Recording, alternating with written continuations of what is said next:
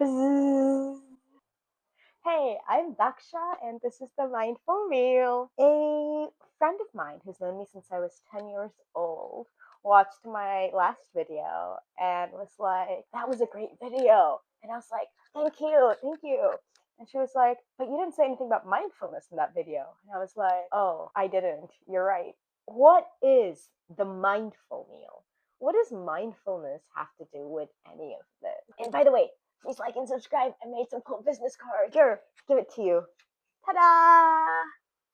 All right, what does mindfulness have to do with any of this? First of all, there's the process of cooking. Let cooking become your meditation. So, example, before I ever liked cooking, I reckon I liked washing dishes. Now, you may hate washing dishes, but for me, there's something remarkable about flowing water. It feels like I'm sitting by a river, watching the birds do their thing, the dragonflies do their thing. It's very calming. It reminds me of a flow to life, and especially if I'm somewhere luxurious enough to have warm water coming from the taps. It's like a warm bath over my hands, a little bit of soap. I love dishes. That is part of the process.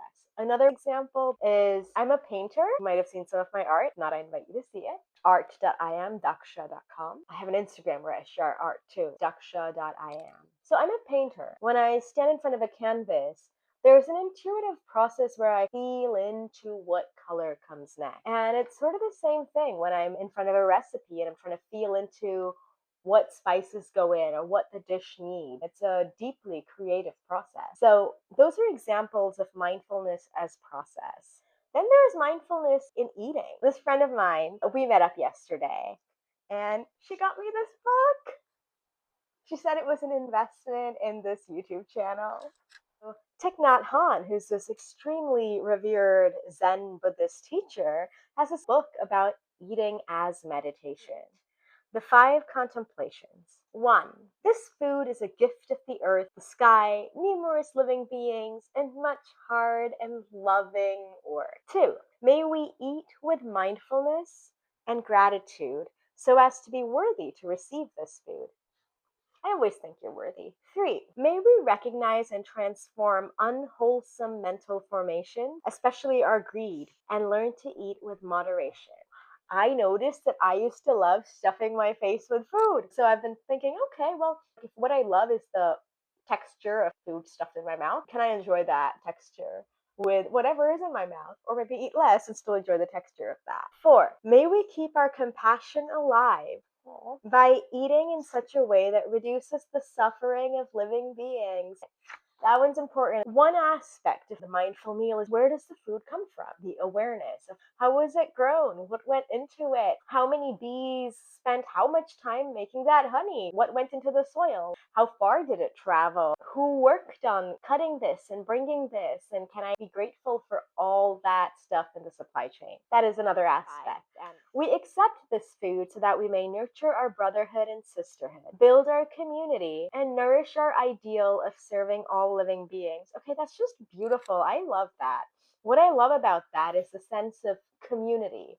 And I think that's actually very much why I did start the mindful meal, is because food has the power to be extraordinarily healing. It brings us around the dinner table. It allows us to resolve conflict. Culinary diplomacy is a thing. There's a lot to be said about how food can heal. And I think that's another part of the mindful meal. It's about community and creating more love through it. So thank you, dear Thich Nhat Hanh. There's also the nutritive aspect, like certain foods give us energy, like caffeine, chocolate. Certain foods, chocolate, give us energy. Certain foods calm the mind down.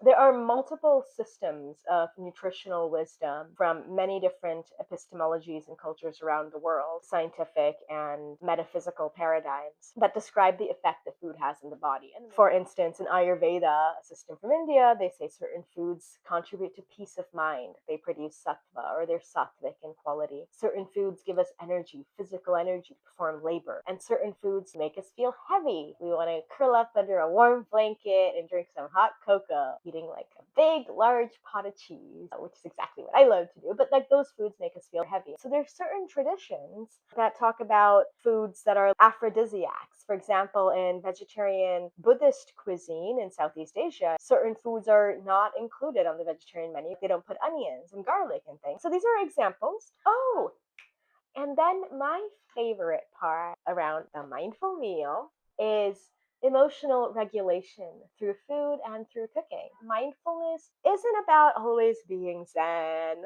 om, calm, enlightened.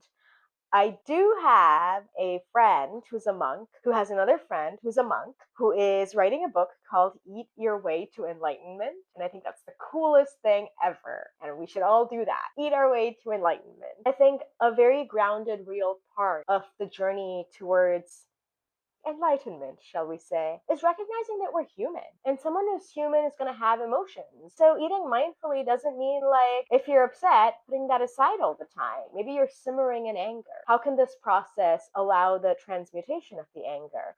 Or maybe you're sitting in grief, and if you don't release the grief, you'll turn into a statue forever. So how do you let the tears flow? Maybe like chopping some onions could help with letting the tears flow. Who knows? Moving emotion through the body somatically out. So that's all the different things that I have in mind around the mindful meal. In case you were curious, if you're not curious and you're here for the recipes, we'll get into recipes in the next video. I'm still learning to edit, and it's trickier than I expected, but I'm trying not to tell myself it's too tricky, because one of the most important life lessons I had was from my dance teacher.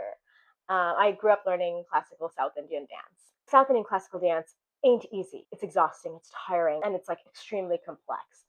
And she had this thing she would always say after we practice anything, which goes in Tamil, tired and vaarte varakudade. Tired and vaarte varakudade. Which means the word tired, the concept tired, the concept should not even come near you. And I think that was one of the best mindset education pieces I had. So as I'm going in this process of learning to edit video, and I'm like getting overwhelmed from time to time, being like, I wish I knew batteries died, and I wish I knew how to do this camera angle, and this is so hard. That's what I think of. The word hard should not come to mind. It's more choosing to direct my mind into, nope, I'm gonna do this. I can do this. I'm gonna do this. I'm gonna do this. I'm gonna do this. I'm gonna do this. That's a little window into my process around the production of video. Probably very not interesting to you. So see you soon, hopefully with a recipe. I'll leave you on this note. A good friend of mine was hearing about this concept for the mindful meal and shared with me how his friends' children, when they help cook a meal in the kitchen, they pour very animatedly with loud voices. They pour all their love into the food. They're like, I love you, Uncle so-and-so, I love you, while stirring something. And I think there's something wonderful and beautiful to be said about pouring love into something physical that we then turn into something yummy and then eat, that then goes back into our bodies and into the bodies of the people we love. It's a way to transmit love. So that's what the mindful meal is about, and that's what mindfulness is about on this channel. Thank you very much. Please like and subscribe, because I want to keep sharing more videos with you, and it's easier to do that the more you share this with other people and the more you subscribe. Bzzz. Let me know if you have any questions or video requests and recipe requests.